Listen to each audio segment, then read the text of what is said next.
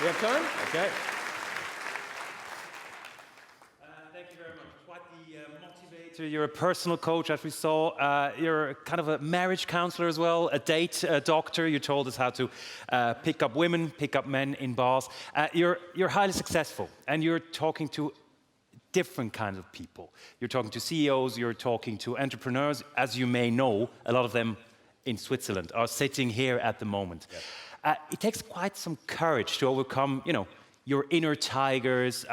Sometimes you may embarrass yourself. You may embarrass yourself in front of other people.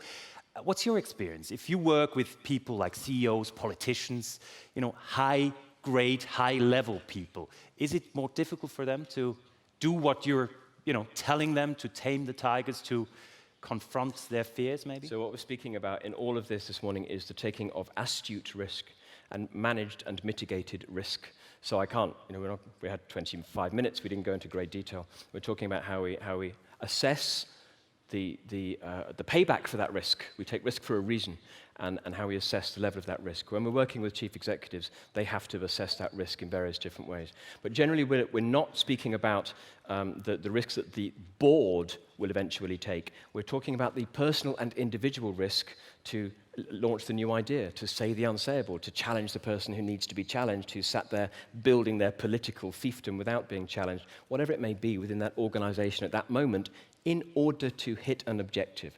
And for us, it's always working to hit an objective. So the CEOs will, absolutely, even though they are exposed, take those risks. It's about courage, it's about clarity of where we're going, and then it's about the desire, the true desire, to get there, knowing the reasons why it is important, what it is, and not necessarily, at this stage, knowing how we will do it. We discover that as we go. Mm-hmm. Yet, there might be some people, some CEOs maybe, who say, I don't have any tigers to tame. I mean, I'm very confident with myself, very self-assured. Yeah. Are there people like that, or do you say they just don't want to see their tigers? People like that are slightly scary. To me, in my opinion, and I may be wrong, because there's a lack of self-awareness and a lack of understanding of humanity and spiritual growth. By spiritual, I'm not referring to a religion. You may do, but I'm not. I'm talking about how we as individuals grow our humanity, as a simple definition. That degree of lack of awareness of that struggle that we all go through is scary when you get that at a senior level. So usually we find the absolute opposite, that in this time, in the digital age that we're operating in now, which has got fresh demands compared to the industrial age that we all grew up in, so everything's changed a lot.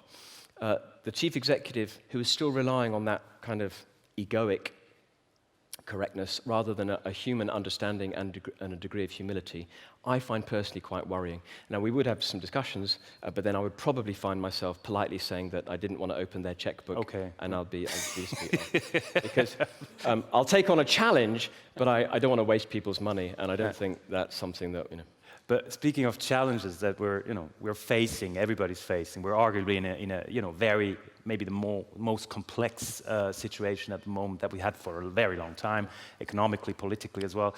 We're talking about, how to simplify your life and how to tame these tigers of that uncertainty that we're all heading to and that we're all facing. If you just had one advice for the people in here, I mean, to simplify their life on a personal basis, on a personal level, every day. Just one rule. What could you tell them? I know that comes very... Have the courage. My one rule, I know you would all have yours back to me, so I look forward to that discussion. But my one rule would be to have the courage to seek the reality of the situation, rather than my own preconceptions and the whatever ego or political game is going on in our families. We're all slightly dysfunctional in our families. Or is it just me? I don't know. Maybe. To seek the reality of that situation, whether it's in our families, in our boardrooms, with our clients. What is the reality? What is truly happening behind the things that I wish to hide behind, to break out of that? That is challenging work. Do you still have things you're hiding behind? Or otherwise, last question, do you still have tigers to tame? Of course. What's next? You had the Chucky, you had the free diving. What's next? Do you have a new plan of surprising yourself and ourselves, maybe? Let me draw a distinction. So you're speaking about tigers to tame. Exactly. And then there are objectives to achieve. Okay. And I would distinguish those. So I still have tigers to tame, a tiger to tame, because I'm a human being, and I believe the best we can do is tame it and walk along beside it. Right? Now we can talk to each other. We know that we're there, and we can work together to move outside of the comfort zone with astute, intelligent risk as required. So the tiger's always there. In terms of my next challenge, I have two really. I remarried in the biggest challenge of them all, 2013, which is of course a challenge and a journey of growth for us both. But we had my second child, but Anita's first child. So I now have a 15-month-old baby. So that is challenge number one. Challenge number two is remembering how to do it. My first child is 18 years old and off to university, and so it's an exercise in remembering. My second challenge is the piano. I decided that I wasn't going to do anything crazy, just at the moment with business demands and child parenting demands. So I've taken up 3 years ago now, the piano.